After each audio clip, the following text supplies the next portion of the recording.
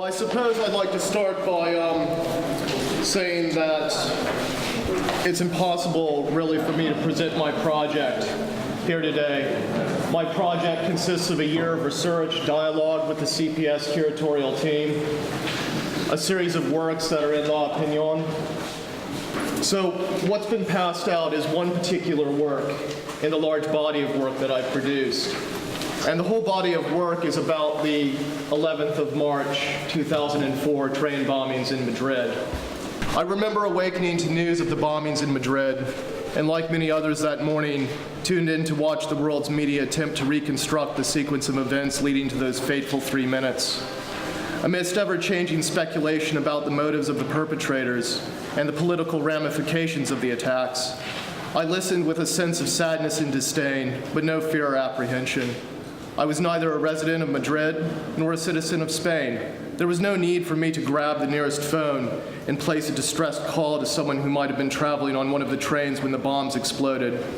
I was an outsider, observing a terrible story unfold without the burden of personal connections. My vantage point was not, however, devoid of emotional understanding, as my own country and my loved ones had faced similar horrors in recent times. Memories of 9/11, my anxious wait to hear if my mother was aboard one of the hijacked planes.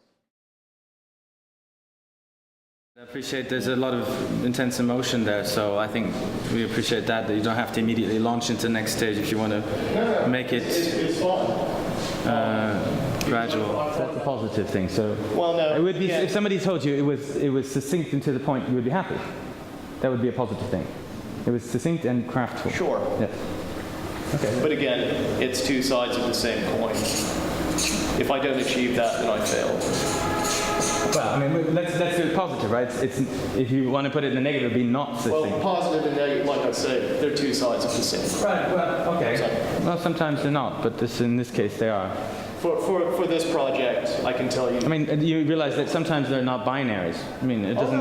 Right. That is fine, but if this is a discussion about my project, this work, I can tell you. Right. Although do prove me wrong. I'm always happy to be to reconsider my position.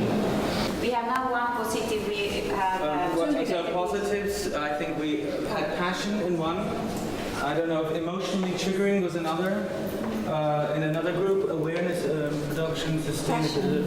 I think that seemed to be a passion was a word. Kind of emotional, passionate. Passion, yeah, emotional. I just feel as an artist, one could investigate the other side, and why the terrorism happened from their point of view, because they also have passion, and the media is too partisan and too American influenced. And I think you can be braver as an artist by looking at the whole picture and trying to empathize with other sides of the course. To see things from one point of view is also a positive thing. From which point of view? This is a tradition in art that you see things from one point of, from the artist's point of view. Also, if the thematic is a classic thematic, Picasso's Guernica is also about a terror bomb on civilian population. He sees it only with one eye. He doesn't see it from the other side. It was repeating what we see in it kind of in everyday media all the time, and you see the same repetition, and I mean it doesn't break anything. It's the repetition of the same visuality you see, and that was something which was considered as a negative point. It's, that was our point. Perhaps the artist, forgive me, was not that clear in what you wanted your audience to. It sort of, I'm not sure what you were trying to achieve with your work. And in terms of whether I should or should not do this project and all the criticisms, both positive and negative, that have come out today, to be honest, and please don't take offense, but I'm going to tell you the story. I'm going to tell you why.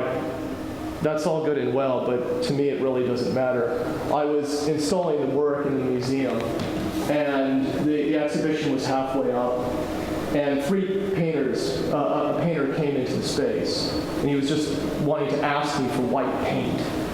And I speak very little Spanish, and I was trying to say, no, sorry, I don't have any. He started looking around.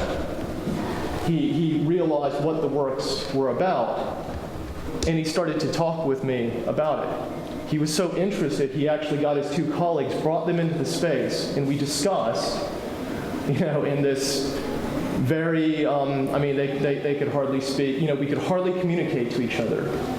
But we spent 30 minutes talking about the work. Two of them left. I mean, two of them thanked me, left. One of them stayed for an hour and sift through the photographs, read the publication, looked through the different materials. Spent an hour of his time. And then he came up to me, he shook my hand, he took a copy of the publication and left. You know, what can I say? What criticism could come out today to make me feel that, no, I shouldn't have done this project? Well, sorry, none really. So I'll leave it at that.